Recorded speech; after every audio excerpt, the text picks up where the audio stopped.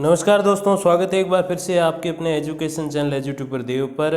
तो दोस्तों, assistant professor 2020 में रिजल्ट्स जारी करने का सिलसिला जो है वो लगातार चल रहा है और अभी तक 23 जी हाँ 23 सब्जेक्ट का जो है अभी तक रिजल्ट जारी किया जा चुका है, परिणाम घोषित किया जा चुका है। ये परिणाम अंतिम परिणाम नहीं है, ये जो परिणाम है वो इंटरव्यू के लिए कॉल का जो रिजल्ट है वो है। और आपको पता है लेटेस्ट जो रिजल्ट अभी से कुछ ही मिनट पहले जारी किया गया वो बिजनेस एड का है। और बिजनेस एड अपने आप में सबसे बड़ा सब्जेक्ट है 2020 असिस्टेंट प्रोफेसर का, जिसमें 125 जी हाँ 127 पद है। और उसकी क्या कुछ कहानी, उससे पहले समझ लेते हैं। बीते कल जो एक मेन लिस्ट या यूँ कहें फाइनल लिस्ट जारी की गई तो वो है केमिस्ट्री की, जी हाँ रसायन शास्त्र की, जिसमें देखिए अभी जैसे आपको पता है कि टोटल रसायन शास्त्र में जो पोस्ट थी वो 40 थी और उसके ऊपर 178 अभ्यर्थियों को कॉल किया गया था इंटरव्यू के लिए। कब? 25 जनवरी को। जी हाँ, कहाँ तो जनवरी है, कहाँ जून है, तो लगभग 5 महीने आप मान के चलो। तो 5 महीने बाद फाइनल लिस्ट जारी हुई है, तो आप समझ सकते हो कितना समय इसमें लगता है। और देखिए 178 अभ्यर्थी यानी कि लगभग पौने 5 से 4.5 गुना बुलाए गए थे और 115 गई थी इंटरव्यू के लिए कट ऑफ, और अब फाइनल कट ऑफ जो है वो 149 गई है। तो इस हिसाब से देखें तो 34-35 अंकों का जो है वो डिफरेंस आया है। ये डिफरेंस जो है वो कम है किससे? पब्लिक एड से, जहाँ 35 से ज़्यादा अंकों का डिफरेंस था और यहाँ 34 का ही है। और जैसे मैंने आपको, हालांकि बॉटनी में तो इससे भी कहीं ज़्यादा था, 152 फाइनल गई थी और 106 जो थी वो अपने इंटरव्यू के कॉल की कट ऑफ थी, तो उसका तो डिफरेंस बहुत ज़्यादा था। और जैसे मैंने आपको बताया कि जितने ज़्यादा अभ्यर्थी उतना पॉसिबली चांस ये हो गए कि डिफरेंस बढ़ता जाएगा। किस में? जो एक कट ऑफ है आपके इंटरव्यू के लिए और एक कट ऑफ है आपकी ज्वाइनिंग के लिए, तो उसमें डिफरेंस बढ़ता चला जाएगा जितने ज़्यादा अभ्यर्थी होंगे या जितने ज़्यादा गुना अभ्यर्थी होंगे।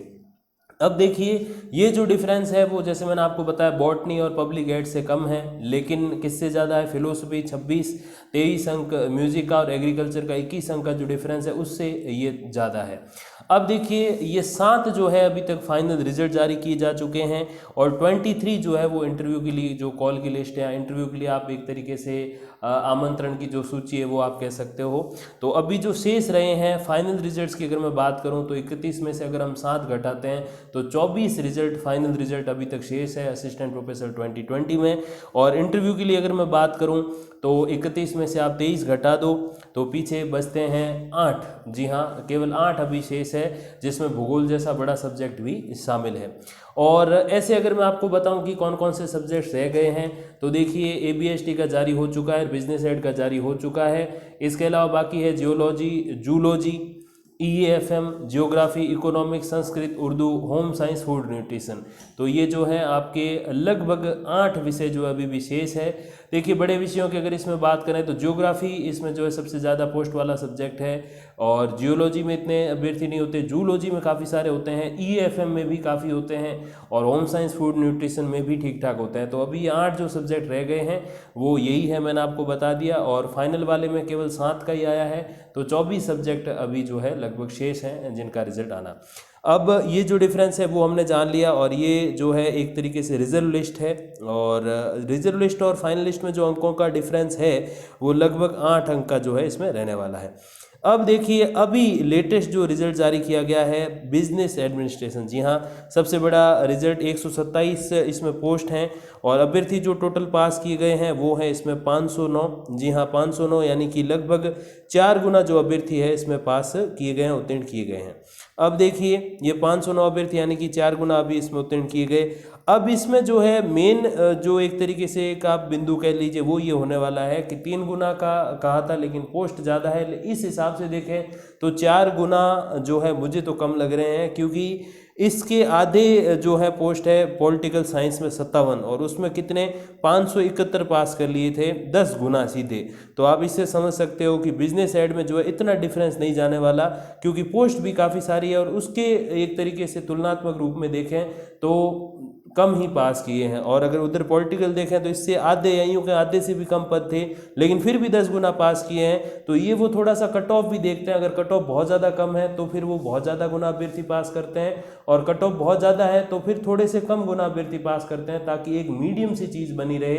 क्योंकि कट ऑफ कम होगी और अभ्यर्थी ज़्यादा पास कर दिए तो इसका सीधा सा मतलब ये होगा कि थोड़ी सी कट ऑफ को हम नॉर्मल ला पाएंगे, ज़्यादा ऊंची या ज़्यादा नीची नहीं रहेगी। और अगर कट ऑफ ज़्यादा है उसमें अगर ज़्यादा अभ्यर्थी पास कर लिए तो कट ऑफ और ज़्यादा चली जाएगी, क्योंकि वहाँ कंपटीशन और बढ़ जाएगा। तो आरपीएससी केवल 3 गुना अभ्यर्थी पर ध्यान नहीं देता, आरपीएससी एक और फॉर्मूला प्रयोग करता है कि अगर कट ऑफ कम निकल रही है तो ज़्यादा अभ्यर्थी पास कर लो ताकि थोड़ी सी कट ऑफ बढ़ जाए, और कट ऑफ अगर ज़्यादा निकल रही है तो थोड़े से अभ्यर्थी कम पास करो, 3 गुना का 4 ही करो, 10 गुना ना करो, ताकि क्या है कि कट ऑफ जो है बहुत ज़्यादा नहीं चली जाए, थोड़ी सी नीचे भी रहे। तो ये एक फॉर्मूलाज होते हैं जो कहती है आरपीएससी की 3 गुना या 2.5 गुना या 3.5 गुना 4 गुना करेंगे, लेकिन ओरिजिनली वो ये भी फॉर्मूला देखती है कि कट ऑफ कम है तो अभ्यर्थी ज़्यादा बुला लो ताकि ऊंची चली जाए, और कट ऑफ अभी ज़्यादा है इंटरव्यू के लिए तो अभ्यर्थी कम बुलाओ, 3 गुना से कम तो कर नहीं सकते, तो उसके हिसाब से क्या है कि कट ऑफ ज़्यादा ऊंची नहीं जाएगी। तो ये कुछ एक चीज़ें भी आरपीएससी ध्यान देती है। अब देखो 101.25 गई है जनरल की, ईडब्ल्यूएस की भी सिमिलर है और ओबीसी की भी सिमिलर है। अब इसके अलावा देखें तो एससी की 90.61, एसटी की 78.40 और एमबीसी की 86.84, और फिर बात करें एक्स सर्विसमैन वगैरह की तो 38.34 है। और फिर आप देख लीजिए जो अपने दिव्यांगजन हैं उनकी अलग अलग जो उप श्रेणियाँ हैं उनकी कट ऑफ भी आप देख सकते हो।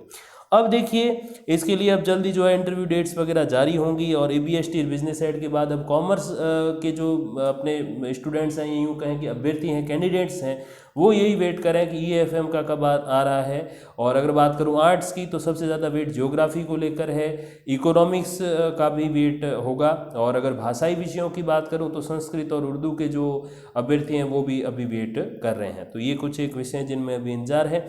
और जैसे मैंने अभी आपको बताया एक पूर्वानुमान अपना ये था कि ये जो कट ऑफ रहेगी, जैसे हमने सर्वे एक बहुत बड़ा किया था, 7 से 8 हज़ार अभ्यर्थियों ने उसमें जो है भाग लिया था, और कमेंट्स वगैरह सारा ऑल ओवर अगर हम मिलाएं सभी प्लेटफॉर्म्स को तो ऑलमोस्ट 10,000 अभ्यर्थी उसमें जो है पार्टिसिपेट कर चुके थे। तो अगर उनका हम अगर देखें कि पूर्वानुमान जो था या उन्होंने अपने अंक जो उसमें हमने जो एक सर्वे किया तो उसमें जो अपडेट किए तो उसमें ये 100 से 105 का अपना अनुमान था, 101 इसमें गई है, तो अपना अनुमान इसमें तो बिल्कुल सही साबित हुआ है। कई बार गलत भी होता है जैसे मैंने आपको बताया। और अभ्यर्थी इसमें जो थे वो 2823 यानी कि 2823 थे, और एक पद पर 23 का कंपटीशन था क्योंकि पोस्ट इसमें काफ़ी ज़्यादा थी। तो ये कुछ एक कहानी है, और बाकी मैं हर बार वीडियो में ये अपडेट इसलिए देता हूँ कि किन किन विषयों का फाइनल रिजल्ट आया है, किन किन की जो है अभी एक प्रीवियस कट ऑफ आप कह दो इंटरव्यू के लिए वो आई है, ताकि सभी को पता रहे, क्योंकि सब्जेक्ट बहुत सारे हैं। आरपीएससी पहले बहुत स्लो और अब थोड़ा तेज़ काम कर रहा है, तो अभ्यर्थी भी असमंजस में रहते हैं कि यार जारी हुआ कि नहीं हुआ अपना रिजल्ट, तो उसमें थोड़े वो पीछे रह जाते हैं। तो ये थोड़ा सा ध्यान देने के लिए मैं क्या करता हूँ कि आपको सारी डिटेल दे देता हूँ एक वीडियो में। अब देखिए इनको अपना DEF जो है डिटेल्ड एप्लीकेशन फॉर्म या यूँ कहें विस्तृत आवेदन प्रपत्र, वो कब से कब तक भर के भेजना है, 22/6 यानी कि 22 जून से पहले उनको भर के भेज देना है।